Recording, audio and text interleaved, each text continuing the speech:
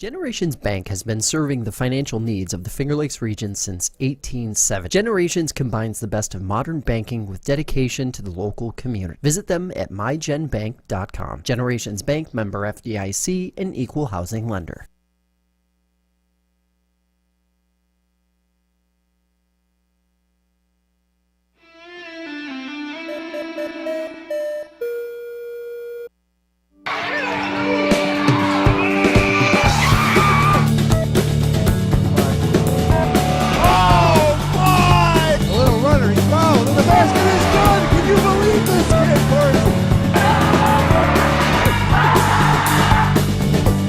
Inside to Stevenson, up against Kaminsky, Bucky good in the ball!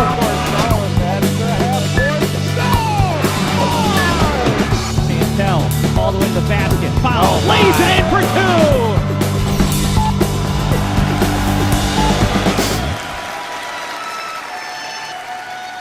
Hello, high school basketball fans. Welcome to the Upstate Hoops podcast here. It's Monday, February 4th.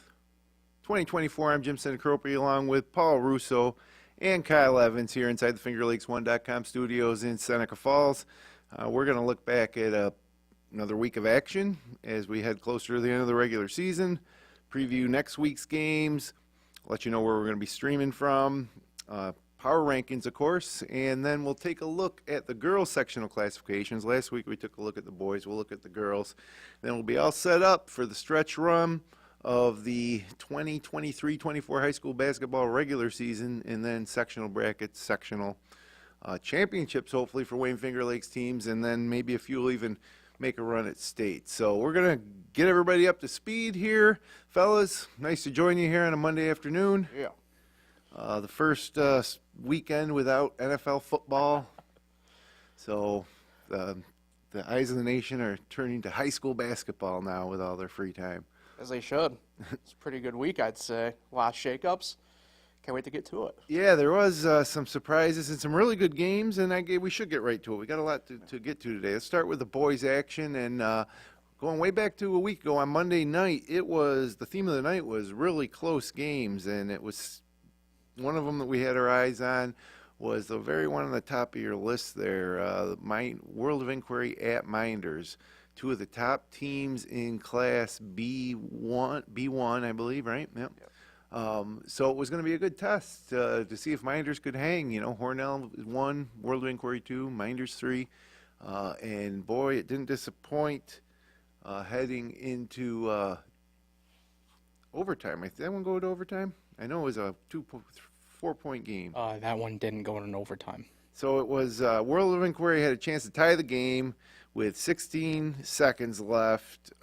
Three-pointer went off the front of the rim. Minders held on for their fourth win in the last 5 games. 22 points for Alan Plummer, 18 for Griffin Hillmeyer, 11 for Jake Prain, and Jack Brady had 9. And, fellas, that was one of those games that we really had our eye on because we started talking about sectionals and the classifications, and so while Minders is out of the race for the Finger Lakes East title, they're obviously right in the mix for a sectional title, knocking off the 2 seed at the time that the game was played, World of Inquiry in Seneca Falls.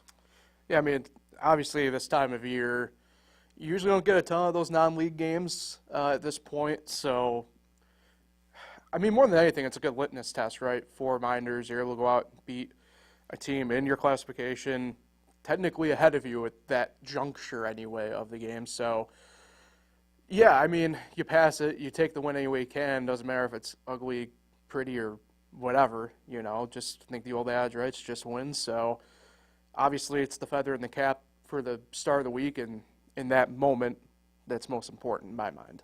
Yeah, and how about Alan Plummer? You've been seeing his name a lot. He's been leading the team in scoring some nights. He was a big reason why they held on and won that game. Yeah, they've, I guess at first glance, they're a guard-oriented team, but here against a team that could be a preview of a sectional semifinal game, maybe even a final. You know, you had the big guys, Plummer, 22 points, Hillmeyer, their de facto power forward, I suppose, with 18 points. And a good win for Minders. You know, if World of Inquiry came into Minders' gym and won by 15 or 20, I don't think we'd be giving Minders much of a chance in sectionals. But with this result, you got to consider them right in the mix, if not one of the favorites.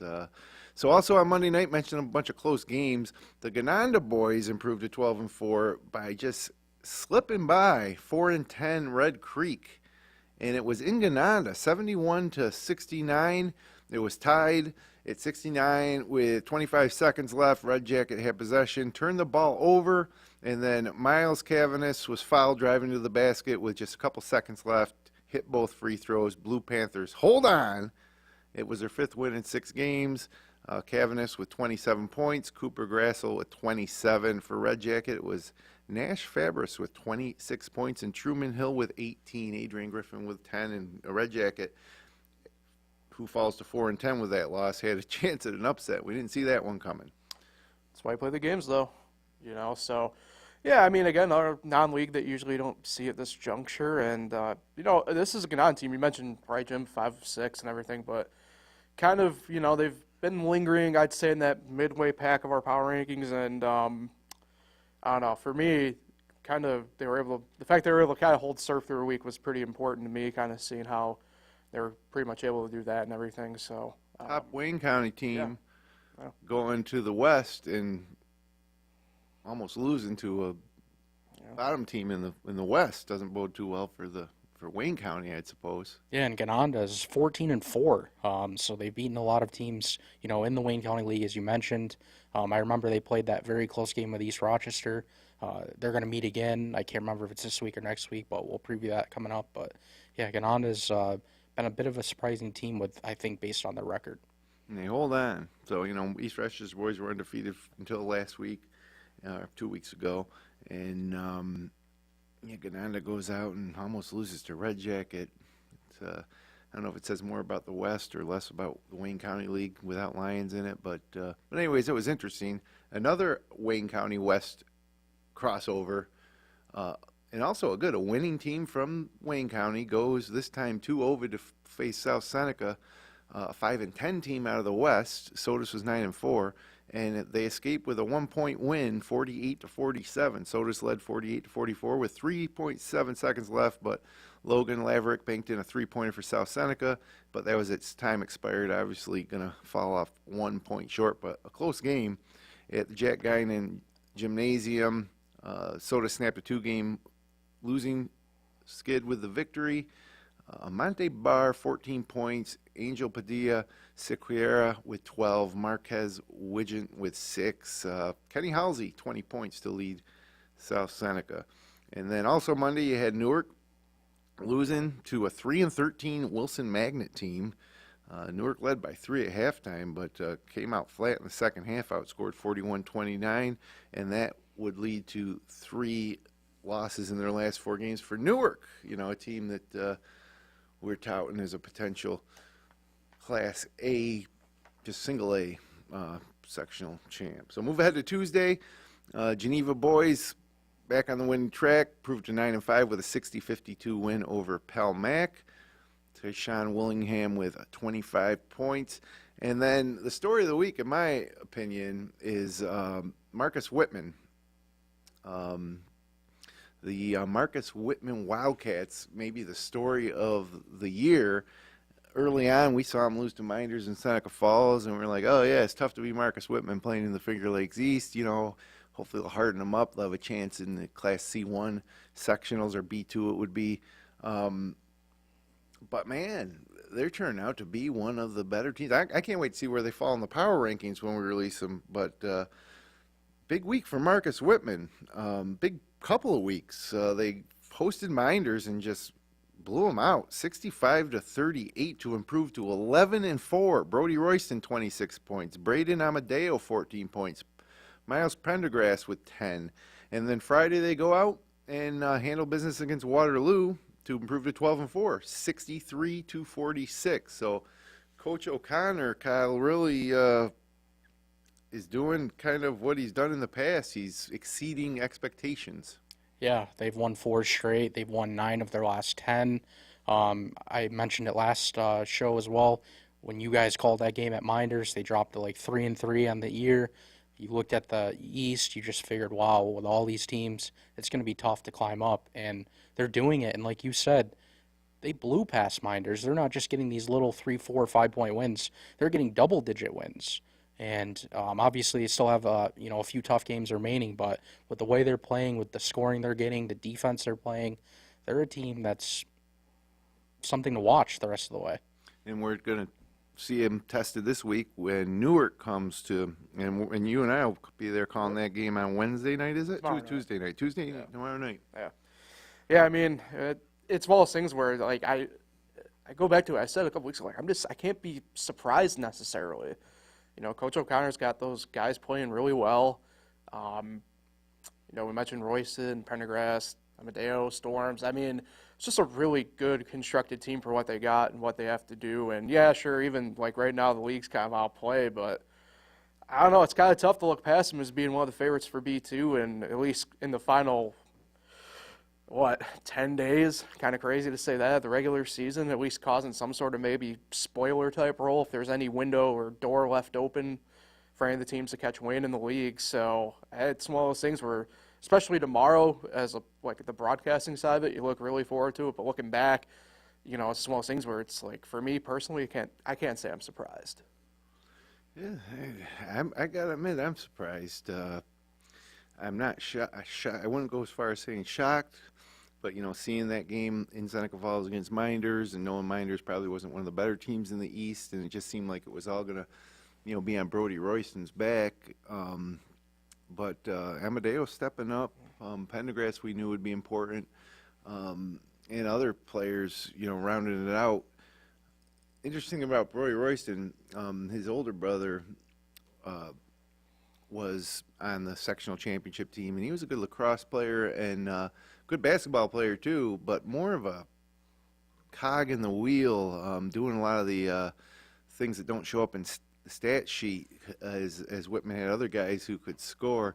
His younger brother Brody, more of a scorer, and I can't help but think that's a product of just being around that program during that sectional run over those 3 or 4 years where that group was together. It's a great story to me. Story of the year so far is Marcus Whitman, really hanging in the Finger Lakes East and knocking off some good teams. And they beat Newark, they beat Geneva. That wasn't even this week. This week's schedule was a little lighter. So, anyways, moving on to Wednesday night on the boys' side, East Rochester Lions, an old Wayne County matchup. It's a chance for East Rochester to maybe stick it to Lions for going independent. But wasn't to be. Lions win 77-48. Both teams now are at 14-2, or after that game Wednesday. Devin Williams led the way with 22 points for Lions. Des Bell with 11, Jameer Johnson 11, Stephen Lebrecht 10, Landon Wolschlager with 10 for East Rochester. And that was kind of a reality check for East Rochester. Started out 14-0, I think, to start the season. Yep, and then lost back-to-back. Obviously the first was the non-league game. Was that School of the Arts, I believe? I think it was Soda. Yeah, so they go and play Lions, an elite team, and they get a little bit of exposed. We mentioned it a lot of times in our power rankings why we didn't have them up further, because a lot of their wins have come against that Wayne County League, and it's tough to judge that. Yeah, no quad one wins for them. Wednesday night, also HAC and Honeoye. Honeoye with a 68-51 win over a 12-3 HAC team, a really good HAC team.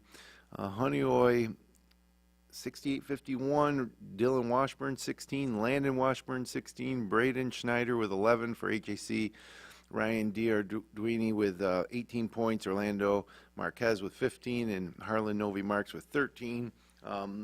These are two pretty good kind of maybe tier 2 teams, but Honeoye's kind of came from out of nowhere. We weren't talking about Honeoye too much in December, but now we're talking about them every week.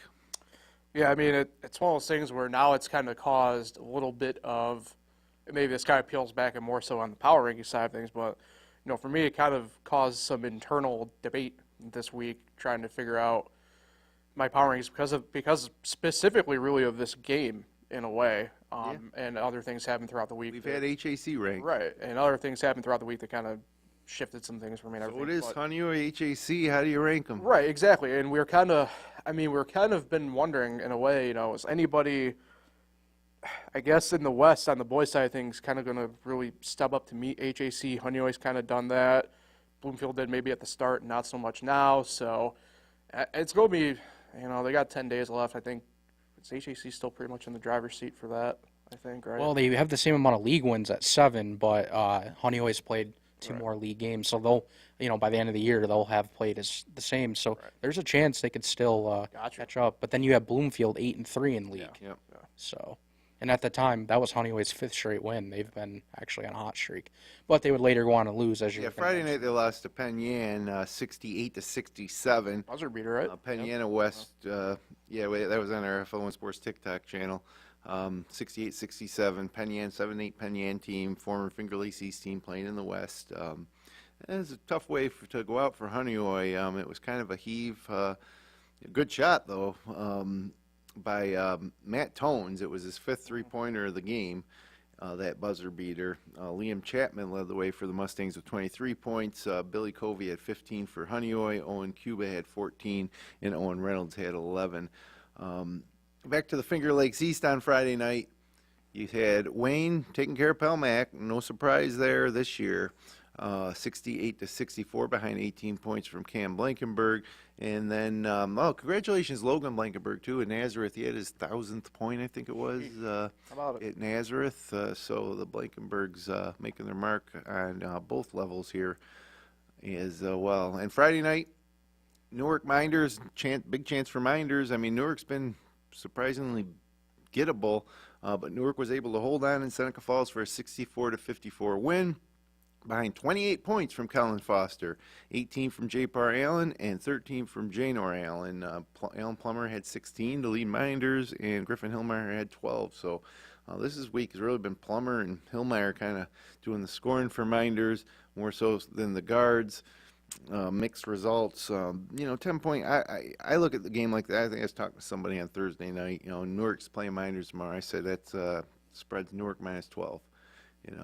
And Minders beat the spread. Yeah. Lost by 10. We were pretty close to it. Yeah. They played them tougher, though, in the first matchup. I think it was like a 25-point difference. So they're in this game, later than normal. So maybe they're making progress. Newark's been a little Jekyll and Hyde action. It reminds me a little bit of last year's team. Got off to a really slow start.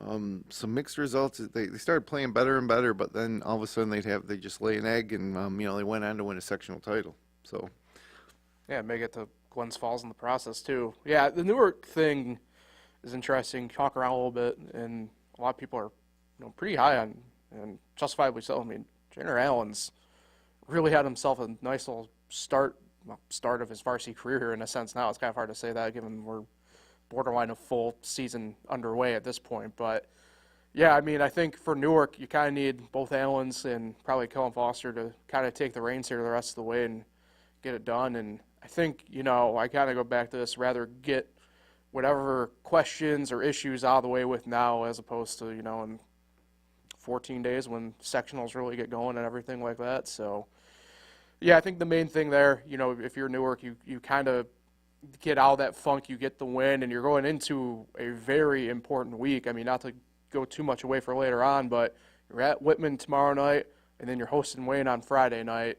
That's about as too big of games at this time of year you can have in regular season play. Yeah, and it was an 8-0 start, right, for Newark, or 9-0? I can't remember.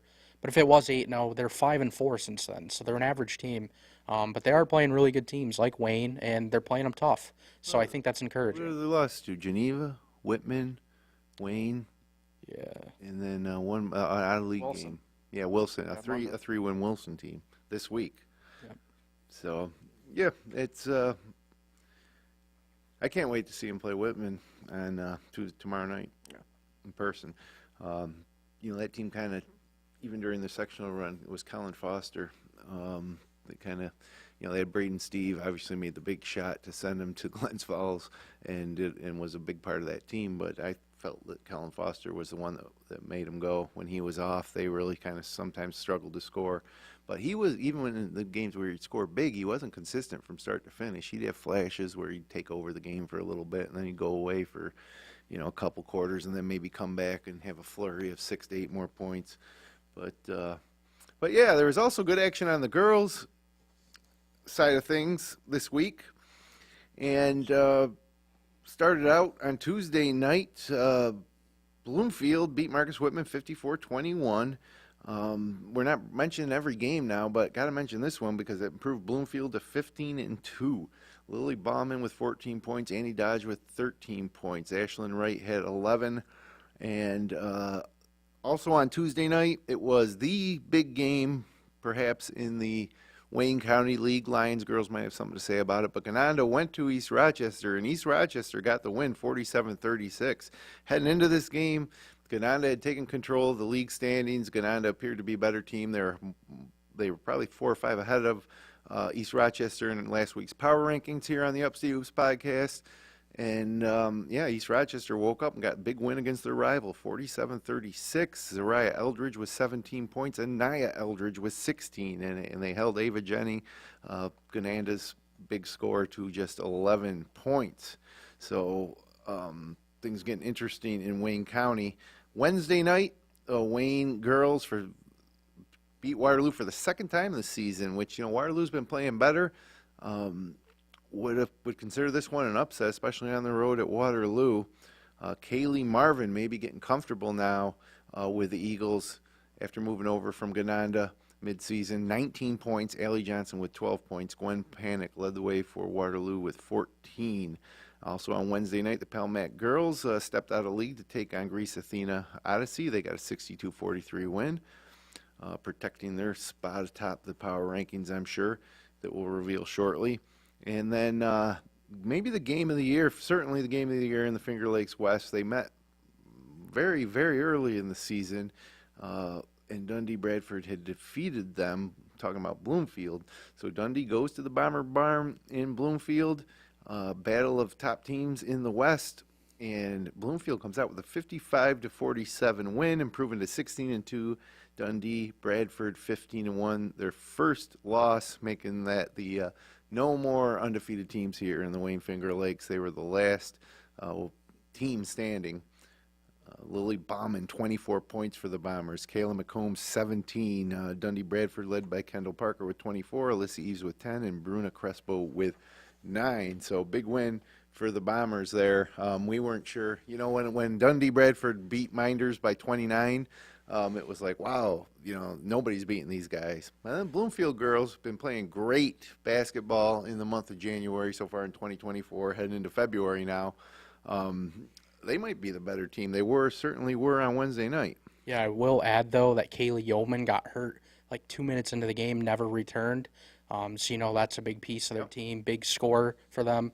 So I get it. It's a great win for Bloomfield, but Dundee Bradford was shorthanded, and missing your second best player is tough in this type of game. Yeah, especially not even being able to prepare for it. Yep. Happening in game like that. Got to mention one of the older rivalries here in Seneca County. The Romulus and South Seneca girls met in Ovid, and it was South Seneca 62, Romulus 31. Put South Seneca 2 games above 500 at 10-8. Chloe Scott with 24 points. Romulus was led by 15 from Maggie Bloom. Minders girls now playing the Newark girls, just like the Minders boys did on Friday night, except the Minders girls had to go to Newark, and they beat Newark earlier this year, which at the time I thought was a little surprising. I'm never going to be surprised if the Minders team beats anybody that they play. But Newark got the revenge win, 58-51, thanks in part to Takayla Vaughn's 28 points. Karina Natali threw in 10. Minders was led by 14 from Lauren McDermott. And,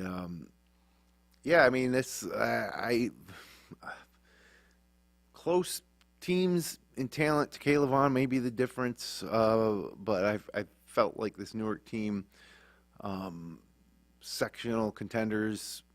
Not that Minders isn't in B1 for the girls, but yeah, Newark took care of it. It was a close game, but they split on the season.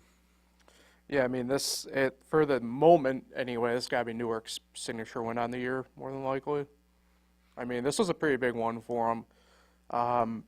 You kind of look at it, tight enough game, but yeah, Takayla Vaughn's really been, she's been what's beyond an X factor, Yeah, no, she's probably the best Yeah. player in the Finger Lakes. If I had to vote for Finger Lakes East Player of the Year, On the girls' side, I haven't really thought about it, but she'd definitely be a contender. Well, she'd be, favorite. as we would call, finalists in the thing, right? Yeah, right. You know, She'd be so- invited to the ceremony. Right, exactly. So, yeah, I mean, Newark's, again, you know, they had that weird little, I don't even say rough spot, but they, you know, a couple games they had to figure out, and now they've come again on the other side of this, and, you know, in my mind, again, getting hot, getting good again here at the right time of year, and, you know, I don't know what sectionals will lay in store here for A. We'll look at that, obviously, in a couple minutes, since it's the girls' preview portion of it this episode, but, you know, it makes you feel pretty good for, at least probably as a program standpoint, too. You got both boys and the girls programs in a really good spot right now. It's one of those things where if you're in Newark, you have a lot to look forward to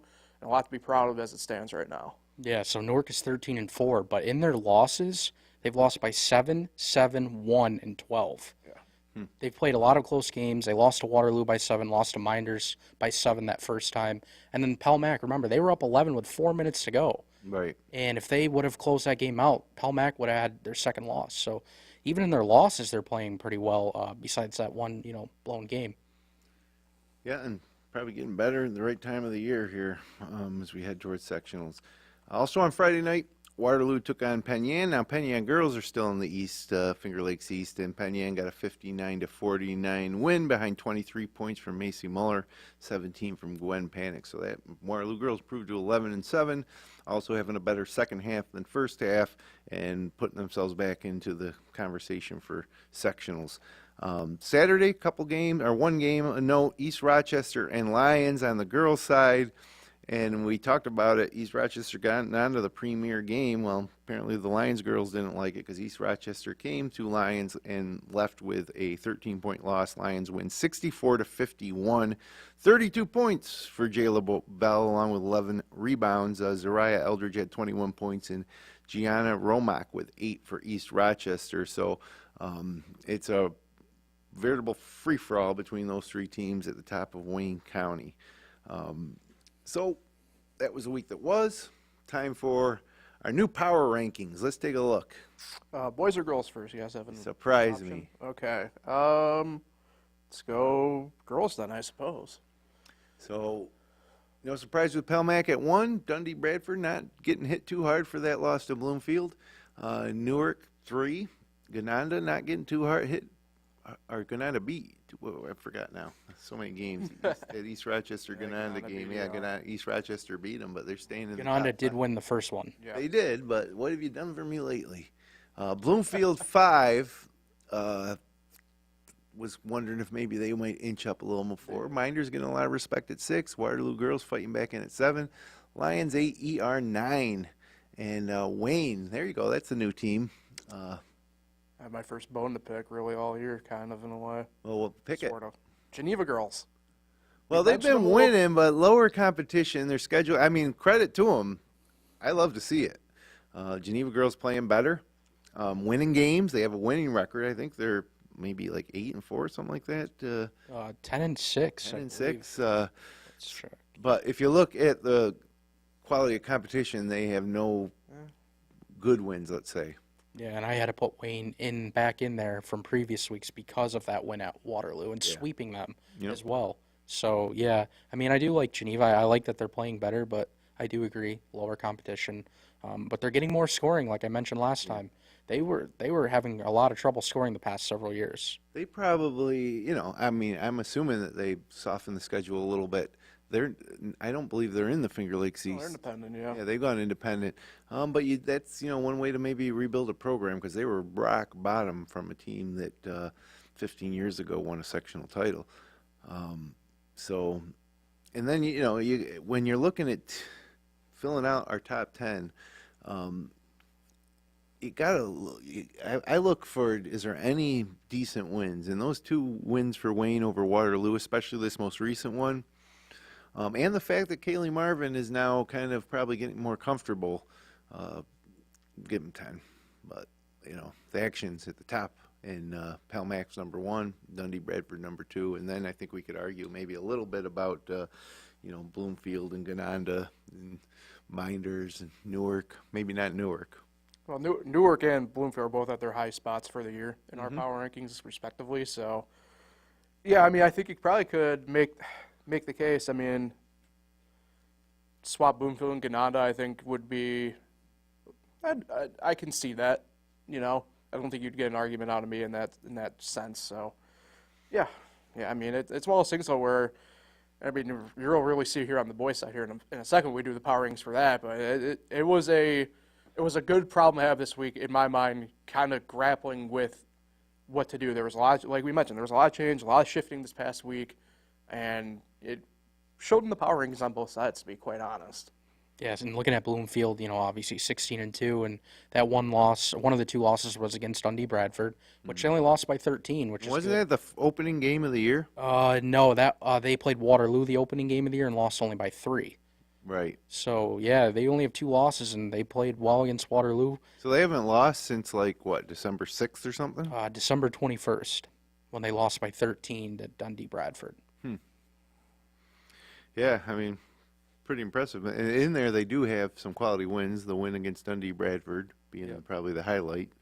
Yeah, a lot of obviously league matchups though against South Seneca, of course, Honeoye, Romulus. None of those teams are in our power rankings, so maybe quality of wins is a little issue there too. Yeah, no, it is. Geneseo, they beat by 40, and they had 3 wins, so maybe quality of wins is a problem with Bloomfield. But beating Dundee Bradford was big, despite. Yeah, you only have so many chances.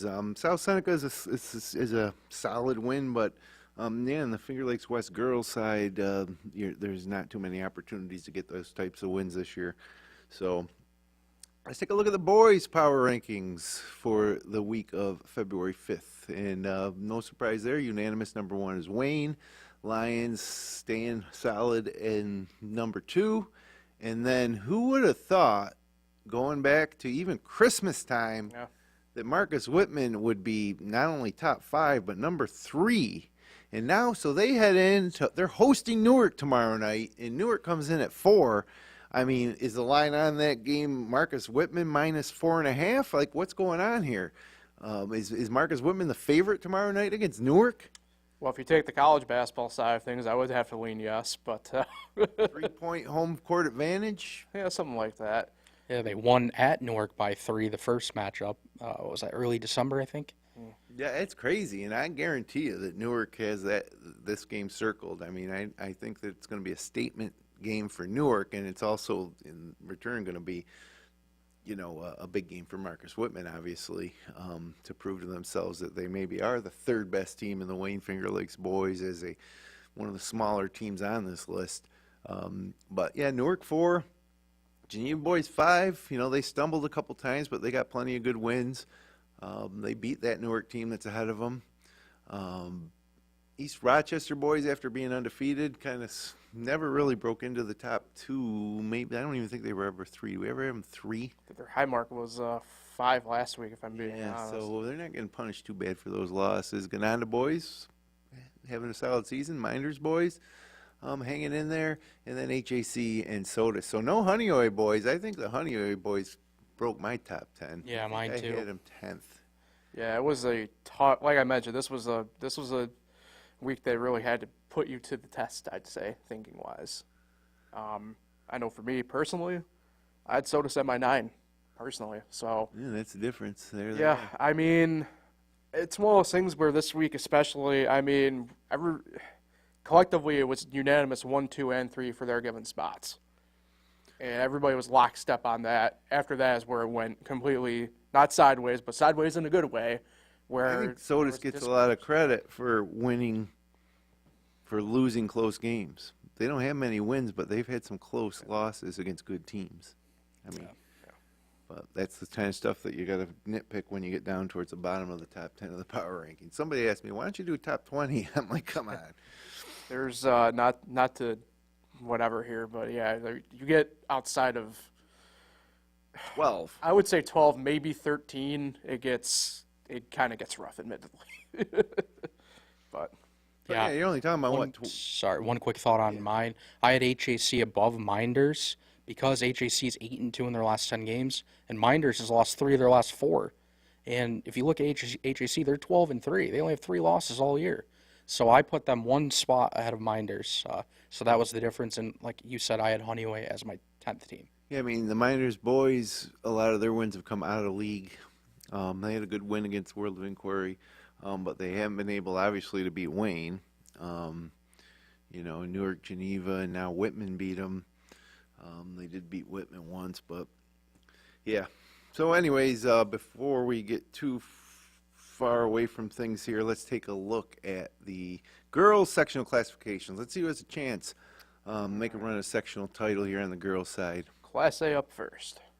And there you got Palmac number 2. Now, they're one of the smaller schools, I suppose, in this bracket. I think they are the smallest A. I And could be wrong, They're though. up there at number 2 between Pittsford Sutherland and East High. Be fun to watch Taryn Goodness and company match up against either of those teams. But then there's Newark 4. So, I mean, you could see, I'd hate to see Palmac play Newark in a semifinal, but you could see him, I'd like to see them both in the semifinal. And then you drop down a little further and you see that Geneva's in there. But again, I think there's a pretty big drop off after probably Honeyway Falls, maybe Aquinas. I don't know much about Aquinas, but yeah, obviously for the girls, Class A, got a good chance at a sectional title here with the top 2 teams between Newark and Palmac. Yeah. It's pretty interesting because Palmac, they've played a non-league of pretty good opponents. I mean, they played, obviously, Mercy last week. They've played, Kyle, you might have to help me out. Did they play Sutherland or was it Mendon that they played? Yeah, they played Mendon, they're 14-3 now. But other than that, their other out-of-league games haven't been good against good teams. Right. Greece Athena was 6-13. Greece Arcadia was 4-11, and Our Lady of Mercy was 5-10. So they have one good league non-league win. Yeah, it's I mean, it will be like flying blind if we do get like a Palmac versus East High semifinal game. Yeah, I wouldn't know what to think. I mean, sometimes that's good in a way, right? But, yeah, same token, you don't know. I mean, that's a tough part about the rescheduling, the restructure of the classifications, too, this year, right, is kind of opens up this whole entire other can of worms where, we're used to kind of more or less talking about Palmac versus Hornell or Waterloo versus Hornell or each other, right? And now you're kind of entering these uncharted territories of, like, really a good example of it, Jim, was like you said, Aquinas. Like, what the hell should we expect out of, like, them, hypothetically, right? Because they've been playing a city schedule. They're private. Like, you don't know what you got in that. Yeah, and we haven't seen them. They haven't crossed over to the Wayne Finger Lakes much this year, something like they have in the past. Moving on to Class B1. Just B. Oh, it's all one big B. It's all for the one big girls. B for girls.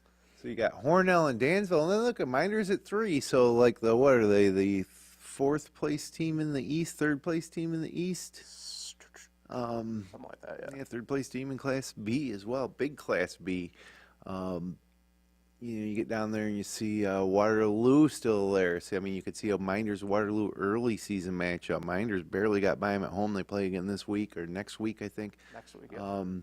And then Marcus Whitman's there. Obviously, I don't think Marcus Whitman is in the league with Waterloo or Minders, let alone Hornell, Dansville, Leroy, Wellsville girls. The Wellsville boys are down, but there's the Wellsville girls, Livonia girls.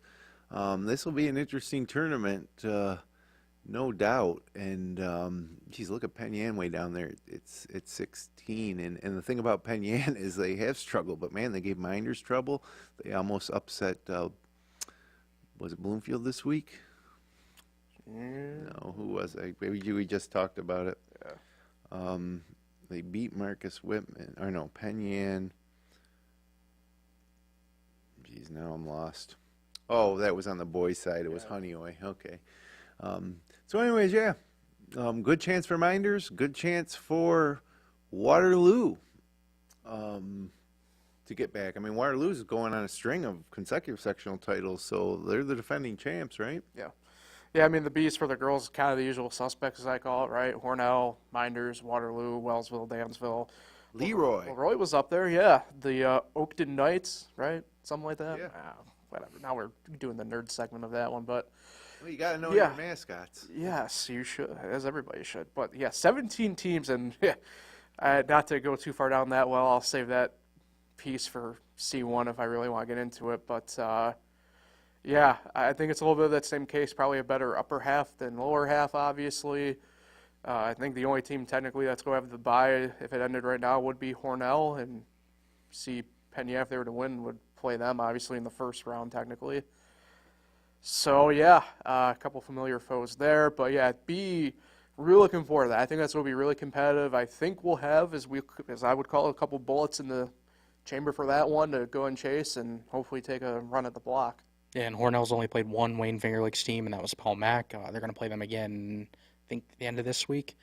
Paul Mac lost by 4, so that was competitive. Yeah. But yeah, Hornell's just been rolling through, looking at their schedule here, getting a lot of double-digit wins. Pretty good team. Yeah, I'd be concerned with Minders or Waterloo even getting there because with a big bracket, you're going to have to play a few more games. It's not going to be like you're getting a bye right into the quarterfinals. I think Hornell's the number 1 B team in the state, too. I could be wrong. I feel like I remember seeing that, though. Well, they knocked Minders out last year to end their season, so, but anyways, interesting bracket there. Moving now to the C's, which there's C1 and C2, and they're both Yeah. huge. And there we go, Wayne Finger Lakes, number 1 seed in Gananda. Oakfield, Alabama, then Bloomfield, then East Rochester, then Lions. I mean, are you kidding me? Yep. This is going to be a great tournament where I wouldn't say we got to be almost guaranteed to get at least a team in the finals. I mean, 4 of the top 5 are Wayne Finger Lakes teams. I do agree with that, but I go back to what you said, Jim, for the B. There's 19 teams in C1. Like, that's just crazy. Like, You got Pembroke and Yeah. Kendall and Perry with a shot probably.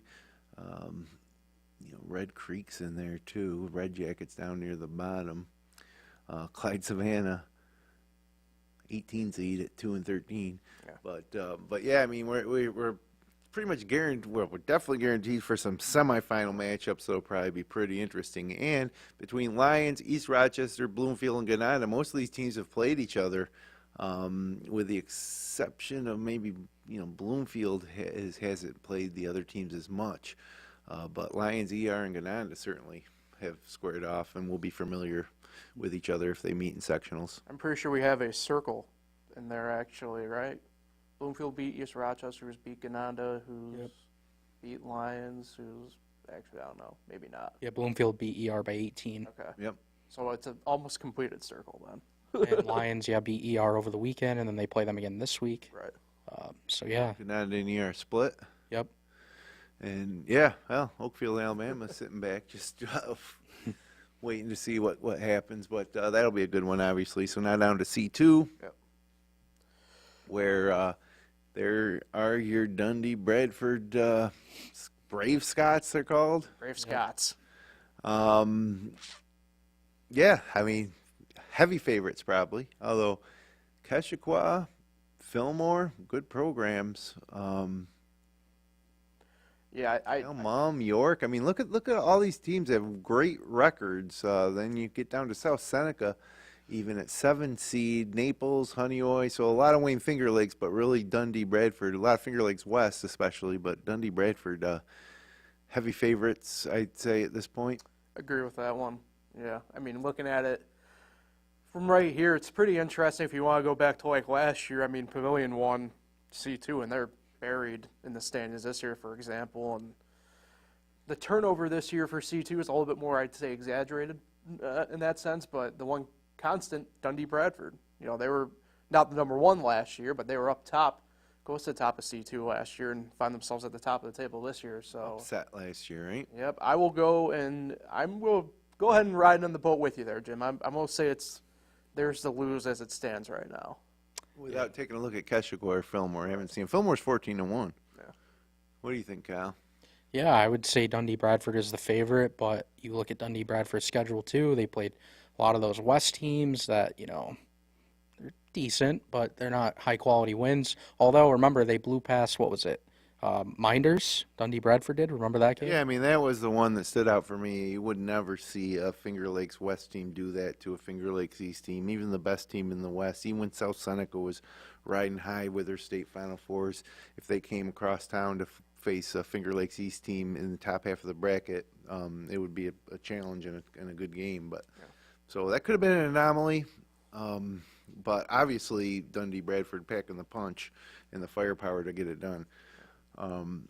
Is there a D? There is Romulus. There is a D. We got Romulus. 14 seed. HAC too. Yeah. Forgot about them. But predominantly in D, though, it's a lot of the southern tier teams like in Steuben and such leagues. So Yeah, Elba, Avoca, Genesee Valley, they're all good. It's sad to see, what's happened to the Romulus program since they won a state championship in 2014, 14 was it? But yeah, hey, let it play till they lose, right? Yeah. So we don't need to spend much more time on Class D. Let's take a look at the week ahead because these games are really starting to mean something here. Yep. Here we go. Boys, week ahead. You got HAC at Dundee Bradford. Okay, you got East Rochester at Clyde on Tuesday night. You got Bloomfield at Naples. Honeoye at South Seneca. Romulus could be a good game. Honeoye trying to keep their winning ways. Waterloo boys at Pelmac, Mid-Lakes at Wayne, Minders at Geneva. That's a pretty good one. But of course, Paul, you and I will be at the Jim Tuck Gymnasium court, Jim Tuck Court inside the Marcus Whitman Gymnasium for Newark at Whitman at 7:30. Looking forward to it. I mean, this is it's tough when you have your choice of games. Essentially, in a way, we kind of did today, or tomorrow. I'm getting my days completely mixed up here. Monday, right? But I'm really looking forward to this Newark Whitman game. Being able to see Whitman now second time in person in Newark as well in that same sense. Hopefully with the power staying on the whole time in this case with the Reds. But really looking forward to it. This will be, we talk about the litmus test and where everybody stands, but this time of year in that sense, this is going to be a really good gauge for both those teams. And I expect it to be close, knock on wood, but Prediction time. oh, man. Newark at Whitman tomorrow night. You want to go first, Jim, on that one? I need to think about it. This is a tough one for me, actually. I feel like Newark's going to take care of business and win that game by 7 to 10 points. But I can't say it with confidence. I mean, this Whitman team's been so impressive. I just think, we'll see. We'll see. But if you can hold a gun to my head, that's my prediction. I'll go Whitman in overtime. Got a feeling about an overtime game, so I'll go Whitman in overtime then. Yeah, I'll take Marcus Whitman, and I'll give you a nice score, too. Nice score. 58-53. It's going to come down to, the final possession. We're going to see a couple fouls at the end. Free throws are going to seal it for Whitman. All right. Well, we won't have to wait long to find out. No, hell no. Tuesday night. So let's see what else we got going on this week for the boys. Heading ahead to Wednesday night, got Victor and Canandaigua in action. Then Thursday, North Star Christian visiting Lions. I don't think North Star Christian's that strong this year. Yeah. Sodus ER. They're 7-6 right now. Yeah, it could be a test. Sodus at East Rochester is a pretty good one. Sodus, like I said, looking to get some sort of win on the books against a top team in their league or their section, and so this is a chance there. And then South Seneca Romulus at Penn Yan, C.G. Finney at Bloomfield, Red Jacket at Honeoye. So some good games there. And then Friday night, Fairport Victor is always a good one. And then Geneva at Waterloo, bit of a rivalry game there. Wayne at Newark, that's the big one. Pelmac at Marcus Whitman, Minders at Mid-Lakes. But Wayne at Newark for a third time. They played one half, and then they got together again and played the second half, and now they're going to hopefully play a full game in one night. Yeah, it's a pretty good night up there, too. No honoring Coach Ron Cirolo that night, I believe, as well. Yeah. So, that'd be a pretty good one if you're able to get up to that. I recommend doing so. And, like I said, I don't know if the door's technically closed. I think it's still crept open. If you're Newark, right, you go in, you win tomorrow night. You go into that game on Wednesday, you start entering more or less, you enter that control your own destiny type deal if you're able to beat Wayne. I think at that point you close it up to, I believe, a 1.5 lead or 2-game lead. Yeah, I wouldn't bet on it, though. Even if they did get the win. I think it's more of a chance for them to, do something that maybe they themselves don't even think they can do. Although that first game was so close. So let's look at the girls' schedule for the week ahead. Geneva Red Creek, chance for Geneva to pick up another win. Starting on a Monday night, heavy Monday night slate, huh? Yeah. Palmac at East High. That is a game with sectional implications. They're both, as we just saw, at the top of Class A. Yep. Yeah, East High is 13-3 and Belmac's 14-1 . So great game. Great game to take a look at tonight. Honeoye at Dundee Bradford, Williamson Marion at Wayne, HAC at Charles G. Finney. Okay, Tuesday night, light slate, Victor and Canandaigua. Then Wednesday night, you get back to a heavy dose of Wayne Finger Lakes action, especially in the West here. You got Dundee Bradford at HAC, Gananda at Lions. So, wow, all these teams that are in that Class C1 girls division and in Wayne County really getting some face time. Clyde Savannah at North Rose, East Rochester at Williamson Marion. And Williamson Marion's been no pushover. It's not somebody we've been talking about a lot, but they're hovering around 500, having a decent season. South Seneca at Honeoye, Naples at Bloomfield, Newark at Penyan, girls, Palmac at Waterloo. So there's one of your bigger rivalry games. Palmac's got to come to Waterloo. Wouldn't be shocked to see an upset there. Mid-Lakes at Wayne. And then Friday night, it looks like Lions at East Rochester. So, man, all this action at the top of Wayne County.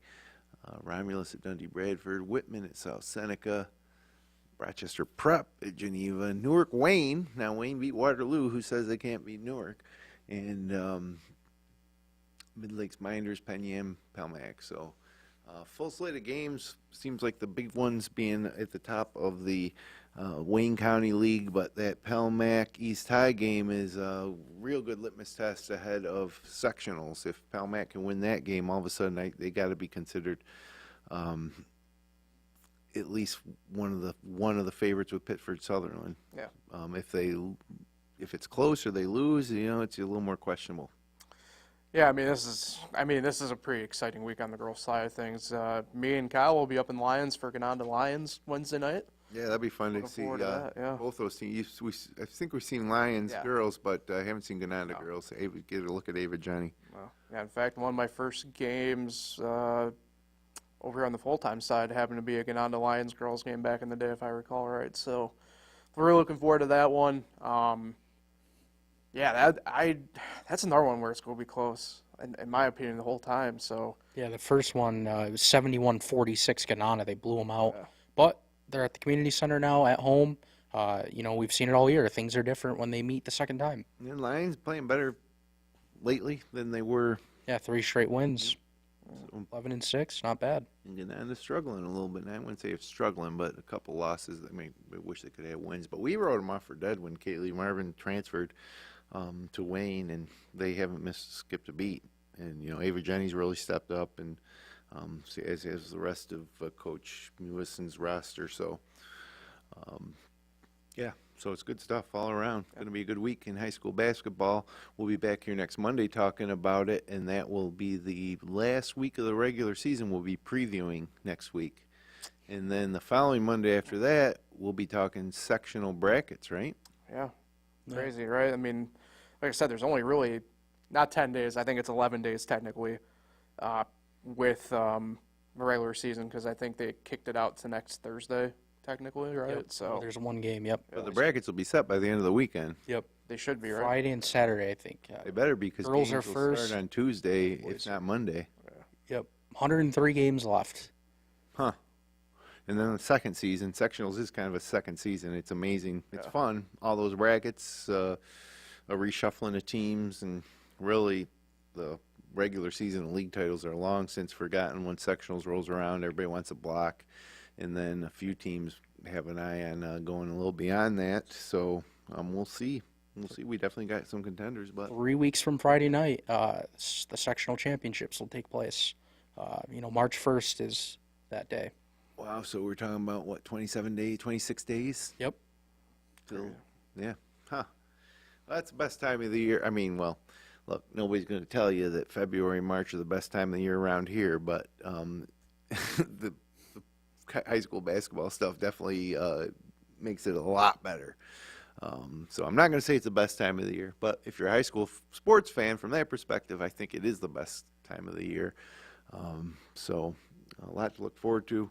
Pay attention to the next couple weeks, fellas. Thanks for hanging out. Paul, you and I will be courtside at Marcus Whitman on Tuesday night for Newark Whitman, and then Wednesday night, you and Kyle will be courtside at the Lions Community Center for Lions Gananda. So.